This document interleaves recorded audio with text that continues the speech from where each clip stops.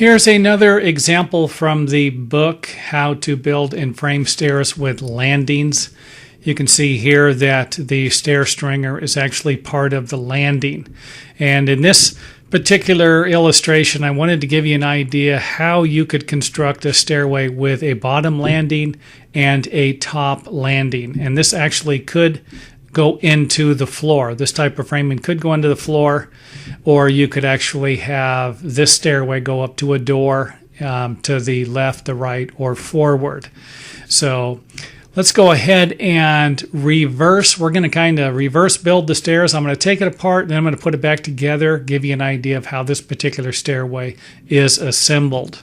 Let's take the upper landing sheathing off, and you can see how the stringers connect into the joists, or the doubler right there.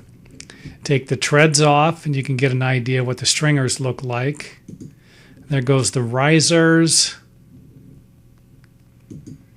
There goes the gable studs, or the studs underneath the stringers. And these aren't supporting the stringers, really. They are for the drywall or the plaster, whatever would go on the side of the stairs, or even stucco or siding, for example. There are the stringers gone. Floor joist on the upper landing gone. You can see the two supporting walls. There goes the lower platform sheathing, and of course the landing. Now this board right here might not be necessary. I used to always put them in to give it some extra support, but I think this is probably about a 42-inch wide landing here with 2x6. This really isn't going to be necessary, but I just throw it in there for some extra support. I'll leave that up to you whether you do or not. Now the purpose of these videos are just to provide you with a little more information than in the book. Remember, the book can be used as companion guides along with the videos. That will be the best way to use the videos and the books. Now let's go ahead and put this particular stairway back together. There is the landing. The joists are 16 inches on center. And you can always have, start from one side and go over. It's nice to have a couple of joists underneath the stringers, but it's not always going to be necessary as long as you don't have a bay larger than 14.5 inches in between the joist. And it all depends on what you're using.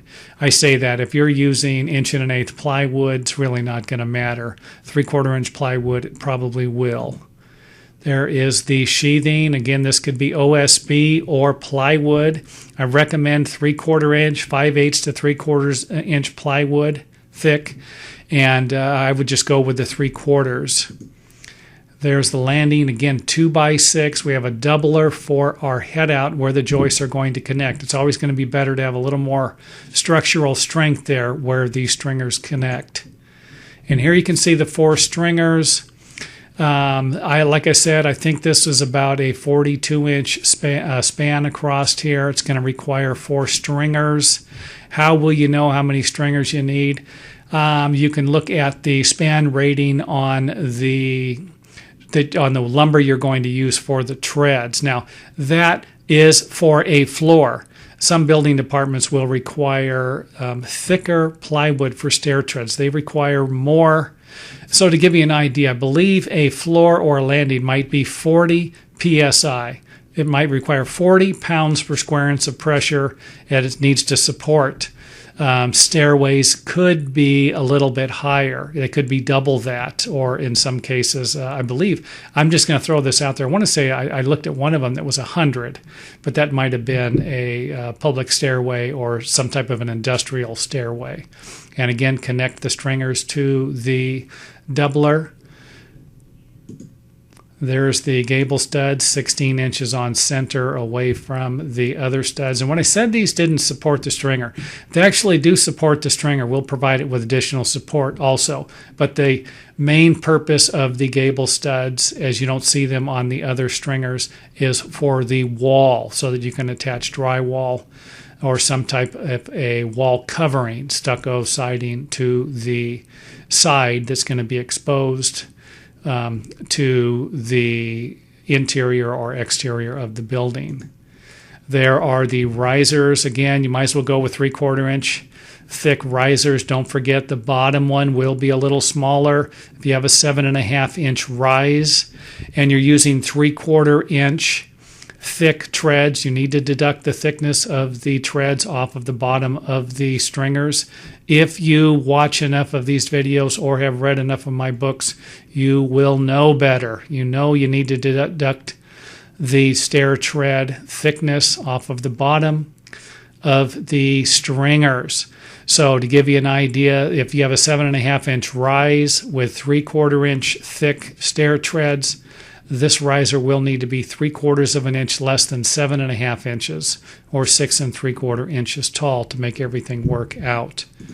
There are the treads, and this particular stairway does not have a nosing or an undercut. And I believe these are 11-inch wide treads. Don't forget that some of these treads, to check with your local building department, some building departments require 11-inch minimum tread widths, some 10 inches, because they used to be 9 inches. And I haven't seen that in a long time. So 9 inches is really a small step.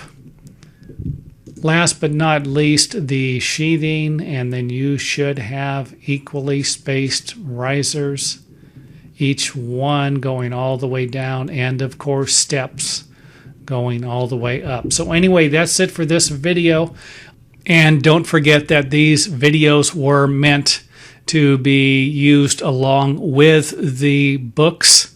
This particular book is How to Build and Frame Stairs with Landings.